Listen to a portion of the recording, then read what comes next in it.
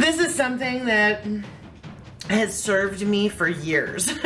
I'm a talker, as many of you are. As recruiters, we're talkers, right? Your job is not to be interesting. Your job is to be interested. You may have heard this as you have twice as many ears as mouths to speak, not if you're Van Gogh, but for most of us, and that was his own fault. Really, this is important because so many people in the industry have been told it's important to be an extrovert. I want an outgoing talker. That's who I want to hire.